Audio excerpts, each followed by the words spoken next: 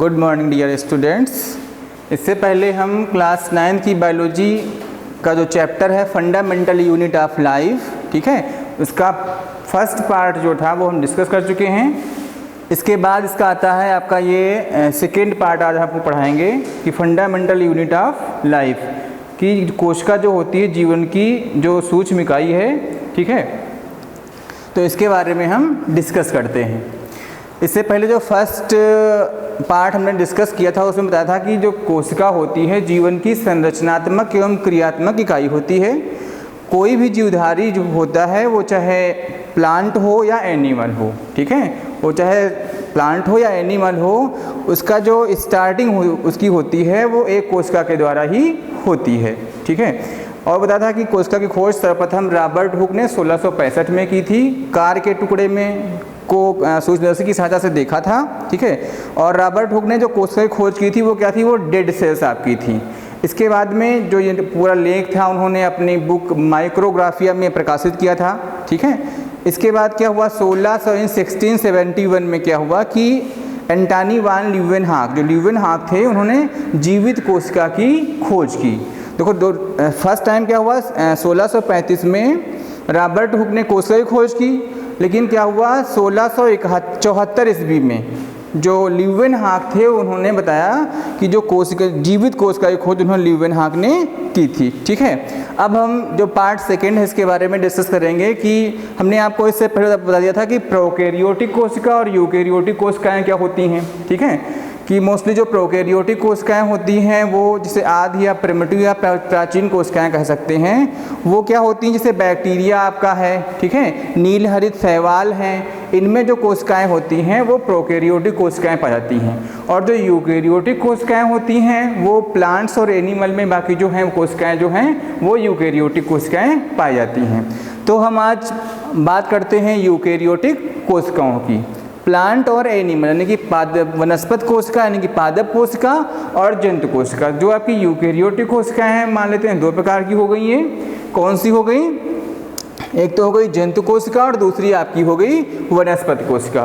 तो इससे कुछ बेसिक लक्षण हैं, उनके आधार पर हम क्या करते हैं, इनमें डिफरेंस करते हैं कि पादप कोशिका और जंतु कोशिका में क्या अंतर है। देखिए लक्षण क्या है, जो करेक्टरिस्टिक इसकी है ना, कोशिका भित्ति, लवक, सेंट्रोसोम, इसका आकार कैसा है, लाइसोसोम, भोजन और टाइप के बारे में थोड़ा सा डिस्कशन किया है। तो कोशिका भित्ति में क्या देखो क्या है कि कोशिका भित्ति लक्षण में बताया कि जंतु कोशिकाएं जो होती हैं उनमें कोशिका भित्ति क्या होती है, जंतु कोशिकाओं में नहीं होती है, और वनस्पत कोशिकाओं में कोशिका भित्ति होती है। अब बात आती होगी कि कोशिका भित्ति क्या होती है, ठीक है। तो देखिए क्या हुआ कि मान लेते हैं ये एक कोशिका है, ठीक है, ये क्या है, ये कोशिका है, क्या है, जीवन की सूक्ष्म संरचनात्मक एवं क्रियात्मक इकाई है।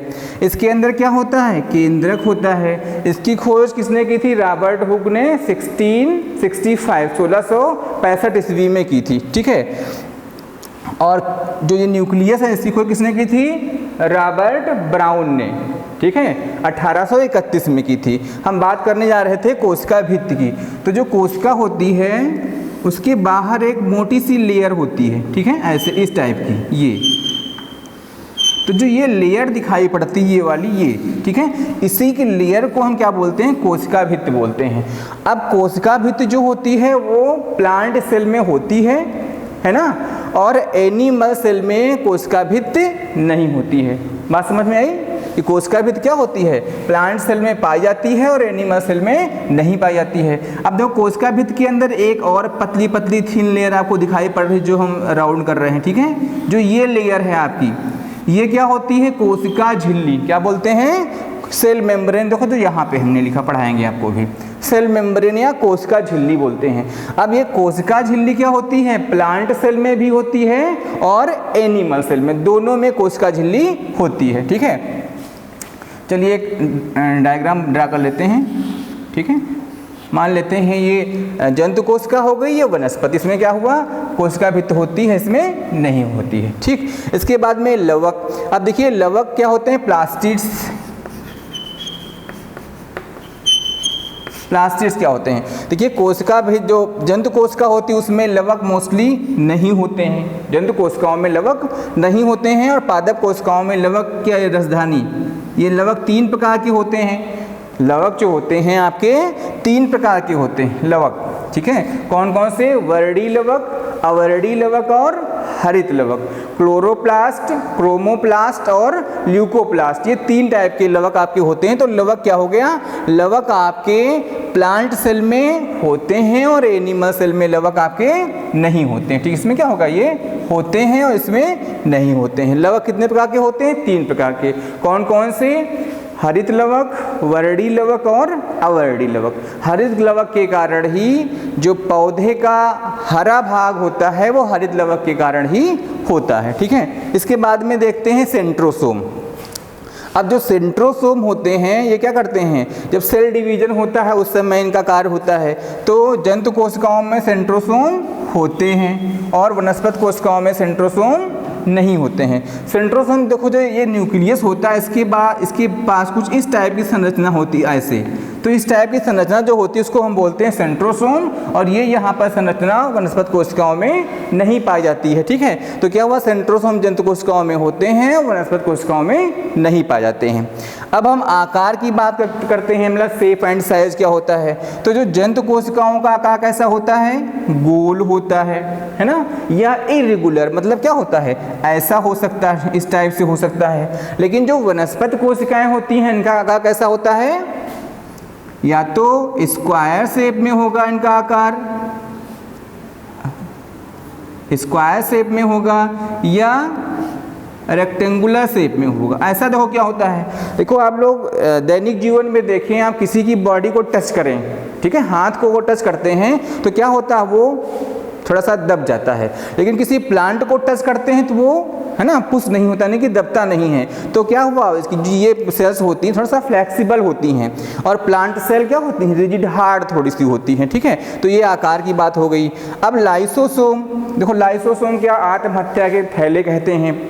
पूछा जाता है क्वेश्चन कि आत्महत्या या आत्मघाती थैले किसे कहते हैं? तो लाइसोसोम को आत्मघाती थैले कहा जाते हैं, क्योंकि इनके अंदर एक ऐसा डाइजेस्टिव एंजाइम भरा होता है कि जैसे ये ब्लास्ट होते हैं तो पूरी की पूरी सेल को नष्ट कर देते हैं, इसीलिए इसको आत्मघाती थैले कहे जाते हैं। तो ये लाइसोसोम क्या होता है? जंतु कोशिकाओं में होते हैं, वनस्पति कोशिकाओं में रेयरली होते, वैसे मोस्टली नहीं होते हैं, ठीक है। अब देखो भोजन का यहाँ पे क्यों लिखा है? भोजन का मतलब हुआ कि जो जंतुओं में जो भोजन होता है वो संचित जो होता है भोजन, वो किस रूप में होता है? तो जो जंतुओं में भोजन संचित हो जाता है, जंतुओं का मतलब जंतु कोशिका हो गई, तो ये क्या होता है? ग्लाइकोजन के रूप में। किसके रूप में? ग्लाइकोजन के रूप में, ठीक है। और जो वनस्पति कोशिकाएं होती है उसमें क्या होता है? स्टार्च, ठीक है। स्टार्च के रूप में भोजन संचित होता है किसमें? वनस्पति कोशिकाओं में। अब देखो टाइप का मतलब मैंने ये लिखा समझाने के लिए, कैसी कोशिका, किस टाइप की कोशिका। तो 2 टाइप की कोशिकाएं आपने पढ़ा होगा, एक ऑटोट्रॉफ, है ना, और लिविंग बीइंग जो मैंने पढ़ाए थे आपको कि किस प्रकार की कोशिकाएं होती हैं। तो ये क्या होती है? हेटेरोट्रॉफ। ये तो हो गई आपकी हेटेरोट्रॉफ, ठीक है। तो क्या हो जाएगा? हेटेरोट्रॉफ।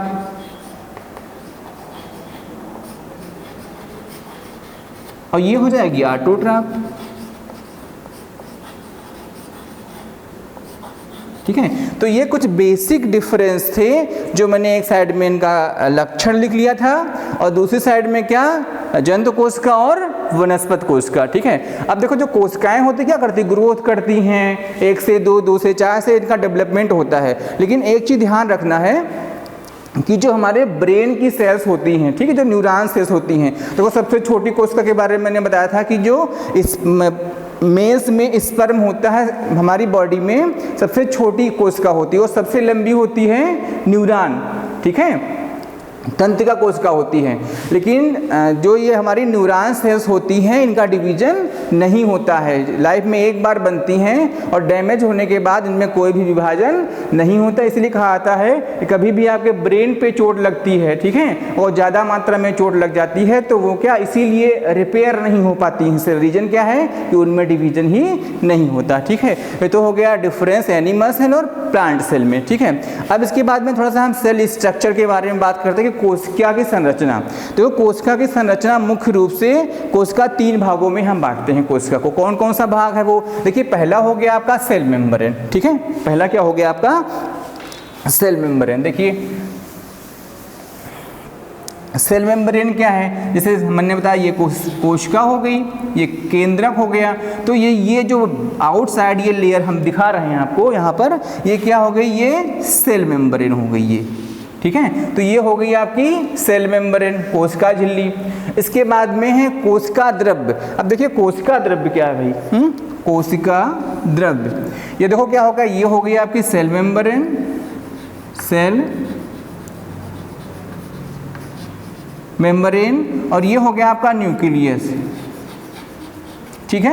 अब देखो सेल मेम्ब्रेन और न्यूक्लियस के बीच में हमको काफ़ी गैपिंग या डिफरेंस, उसमें बीच में गैपिंग दिखाई पड़ता है, दोनों के बीच में डिफरेंट डिस्टेंस है ना, सेल मेम्ब्रेन और न्यूक्लियस के बीच में। तो इसके बीच में जो भी मटेरियल फिल होता है, लिक्विड मटेरियल या सेमी लिक्विड जो भी मटेरियल होता है, उसको हम बोलते हैं साइटोप्लाज्म। क्या बोलते हैं, कोशिका द्रव्य। मतलब क्या हुआ कि सेल मेम्ब्रेन, कोशिका झिल्ली और केंद्रक के बीच में जो भी तरल पदार्थ भरा होता है उसको हम बोलते हैं साइटोप्लाज्म या कोशिका द्रव्य को कहते हैं। इसके बाद तीसरा पार्ट इसका आता है न्यूक्लियस। क्या होता है, केंद्रक। ये अब देखो केंद्रक के भी भाग होते हैं, केंद्रक में क्या होता है, ठीक है, इसको बाहर निकाल लें हम, ये केंद्रक हो गया, क्या हो गया, ये न्यूक्लियस, ठीक है। इसके अंदर क्या होते हैं, केंद्रक के अंदर केंद्रिका होती है, ठीक है, केंद्रक के अंदर न्यूक्लियोलस बोलते हैं, केंद्रक को न्यूक्लियस और केंद्रिका को न्यूक्लियोलस बोलते हैं, ठीक है। इसके अंदर क्या होते हैं, गुणसूत्र होते हैं, ठीक है, क्या होते हैं, गुणसूत्र होते हैं। तो ये तो बात हो गई आपकी केंद्रक की, डिटेल से भी पढ़ाएंगे आपको। तो फर्स्ट इसमें से पॉइंट लेते हैं सेल मेम्ब्रेन के बारे में। सेल मेम्ब्रेन देखो, सेल मेम्ब्रेन जो, अब देखो ये तो कोशिका के बारे में बात होगी, अगर तो लेकिन यहाँ पर क्या होगा, जैसे ही हम आपको सेल मेम्ब्रेन पढ़ाएंगे तो सेल मेम्ब्रेन क्या होता है, केवल प्लांट सेल में, सॉरी एनिमल सेल में होता है। अब यहाँ पे अगर जो हम प्लांट सेल की बात करेंगे तो इस लेयर यानी कि सेल मेम्ब्रेन तो देखो दोनों में होती हैं, प्लांट सेल में भी होती है और एनिमल सेल में भी होती है। मैंने अभी आपको डिफरेंस बताया था। लेकिन अगर जो हम यहाँ पे प्लांट सेल की बात करेंगे तो यहाँ पे सेल मेम्ब्रेन के बाहर एक और झिल्ली हो जाए कह सकते हैं, या एक और लेयर हो जाएगी, उसको हम बोलेंगे, क्या बोलेंगे, कोशिका भित्ति। क्या बोलेंगे, सेल वाल बोलेंगे। वो सेल वाल केवल प्लांट सेल में होती है, एनिमल सेल में नहीं होती है, ठीक है। तो अब देखिए सेल मेम्ब्रेन क्या है, सेल मेम्ब्रेन बनी किससे होती है, सेल मेम्ब्रेन जो होता है, सेल मेम्ब्रेन में 60% प्रोटीन, मतलब प्रोटीन और लिपिड की बनी होती है सेल मेम्ब्रेन, जिसमें से 60% प्रोटीन होती है और लगभग 40% लिपिड से मिलकर सेल मेम्ब्रेन का फॉर्मेशन होता है। अब ये सेल मेम्ब्रेन जो होती है लगभग 75 से 100 एंगस्ट्रॉम तक मोटी होती है। कितनी, 75 से 100 एंगस्ट्रॉम तक ये मोटी होती है सेल मेम्ब्रेन। अब ये देखिए स्ट्रक्चर मैंने बनाया हुआ सेल मेम्ब्रेन का, इसके 3 भाग मुख्य रूप से होते हैं, मतलब 3 लेयर होती हैं सेल मेम्ब्रेन में हमारे, कि जो एक आउटर लेयर और इनर लेयर जो होती है वो प्रोटीन की बनी होती है सेल मेम्ब्रेन की, इनर लेयर और आउटर लेयर जो होती है वो प्रोटीन की बनी होती है, और जो मिडिल लेयर होती है वो लिपिड की बनी होती है। कह सकते हैं कि प्रोटीन और लिपिड से बनी सेल मेम्ब्रेन हमारी होती है। अब देखिए सेल मेम्ब्रेन के फंक्शन क्या होते हैं, जो सेल मेम्ब्रेन है उसके फंक्शन क्या होते हैं कि ये एक प्रकार से दरबान की तरह वर्क करता है। जैसे आप देखते हैं किसी भी विद्यालय में या किसी भी इंस्टीट्यूट में आप कहीं भी जाते हैं तो वहाँ पर वो चयनित लोगों को ही अंदर जाने दिया जाता है। जैसे स्कूल चल रहा है तो वहाँ पर जो दरबान बैठा होता है क्या करता है, वो विद्यार्थियों को अंदर जाने देगा, कोई दूसरा आएगा तो उसको रोक देगा, है ना। विदाउट परमिशन आप बाहर या अंदर नहीं आ जा सकते हैं। तो यहाँ पर जो कोशिका झिल्ली होती क्या करती है, वो एक दरबान की तरह कार्य करती है, ठीक है। इसको बोलते हैं सेलेक्टिव प्रीमिएबल, मतलब चयनित पदार्थों को ही कोशिका से अंदर या बाहर जाने की अनुमति प्रदान करती है। ये सेमी प्रीमिएबल लेयर होती है जिसको हम अर्धपारगम्य झिल्ली के नाम से भी जानते हैं, ठीक है। तो ये क्या होगी, प्रोटीन और लिपिड की बनी होती है, अर्धपारगम्य होती है, चयनित वस्तुओं को ही कोशिका के अंदर या बाहर जाने की अनुमति प्रदान करती है, ठीक है। ये तो हो गई सेल मेम्ब्रेन। अब देखो सेल मेम्ब्रेन हो गई, इसके बाद में थोड़ा सा इसके बारे में, इसकी हिस्ट्री के बारे में चर्चा करते हैं कि कार्टी नामक वैज्ञानिक ने, देखो क्या हुआ, रॉबर्ट हुक ने तो खोज कर दी कोशिका की, है ना। वो कैसी कोशिका थी, डेड कोशिका थी, खोखला भाग था उसमें। लेकिन कॉर्टी नामक एक वैज्ञानिक थे, उन्होंने क्या किया था कि 1772 ईस्वी में, है ना, क्या किया, इसके अंदर जो पदार्थ, कोशिका के अंदर जो पदार्थ था उसका पता लगाया कॉर्टी ने, कि मतलब ये कोशिका है ना, इसके अंदर भरा हुआ पदार्थ, उसका पता लगाया किसने, कॉर्टी ने। कब पता लगाया, 1772 में। किसने, कॉर्टी ने इसके अंदर भरे हुए पदार्थ का पता लगाया। अब इसके अंदर जो ये पदार्थ भरा हुआ है, इसको क्या किया, डुजार्डिन ने, इस भरे हुए पदार्थ को डुजार्डिन ने इसी को क्या कहा, सारकोड। क्या कह दिया इसको, कह दिया इसको सारकोड कह दिया। किसने, डुजार्डिन ने। इसके बाद क्या हुआ, पुरकिंजे ने 1840 ईस्वी में, पुरकिंजे व ह्विंगो वान मोल ने 1840 व 1846 में इसी को प्रोटोप्लाज्म कहा। तो मतलब क्या, डुजार्डिन ने इसी को पहले सारकोड कहा, उसके बाद पुरकिंजे और ह्विंगो वान मोल ने इसी को क्या कहा, प्रोटोप्लाज्म। क्या कहा इसको, प्रोटोप्लाज्म। ठीक है, तो पहले ये कहने का मतलब क्या हुआ कि पहले ये कहा गया सारकोड, उसके बाद कहा गया प्रोटोप्लाज्म। इसके बाद 1868 में क्या हुआ, हक्सले ने कहा इसको जीवन का भौतिक आधार। क्या कहा, हक्सले ने क्या कहा, जीवन का भौतिक आधार कहा। अच्छा, इसको जीवन का भौतिक आधार क्यों कहा, इसका रीजन क्या था, देखिए, क्योंकि जीवन में जो भी मैकेनिज्म हमारे होती है, वृद्धि, जनन, गमन, ठीक है, ये सब चीज़ें, ये सारी चीज़ें इस जो प्रोटोप्लाज्म था उसमें पाई जाती थी। इसीलिए इसको जीव द्रव्य को जीवन का भौतिक आधार कहा। किसने कहा, हक्सले ने कहा। कब कहा, 1868 में। अब देखो जो ये प्रोटोप्लाज्म, अब देखो जो आपका ये प्रोटोप्लाज्म है, ये जो आपका प्रोटोप्लाज्म है, अभी मैंने साइटोप्लाज्म की बात की थी, प्रोटोप्लाज्म, ठीक है। तो प्रोटोप्लाज्म क्या है, कि अगर जो ये कोशिका है हमारी, इसके अंदर ये न्यूक्लियस है, तो क्या हुआ, न्यूक्लियस के भरा हुआ अंदर तरल पदार्थ जो होगा उसको बोलेंगे न्यूक्लियोप्लाज्म। और यहाँ पर जो कोशिका झिल्ली और केंद्रक के मध्य यहाँ पर जो भरा हुआ पदार्थ होगा उसको हम बोलेंगे साइटोप्लाज्म। तो जो प्रोटोप्लाज्म होता है दोनों को मिला दे, मतलब क्या हुआ, प्रोटोप्लाज्म बराबर हो गया आपका साइटोप्लाज्म प्लस न्यूक्लियस, या इसको न्यूक्लियोप्लाज्म भी कह सकते हैं, न्यूक्लियस या न्यूक्लियोप्लाज्म भी कह सकते हैं। ठीक है, कुछ इसकी चलिए प्रॉपर्टी देख लेते हैं हम, किसकी, प्रोटोप्लाज्म की प्रॉपर्टी। फिजिकल प्रॉपर्टी, भौतिक गुण कौन कौन से होते हैं, कि देखिए कैसा होता है, चिपचिपा होता है, पारभासी, है ना, जेली के समान, अर्ध तरल होता है, ठीक है, प्रत्यास्थ का मतलब इलास्टिक बहुत होता है, और इसके अंदर 25 गुना फैलने की क्षमता होती है, ये संकुचित भी हो सकता है।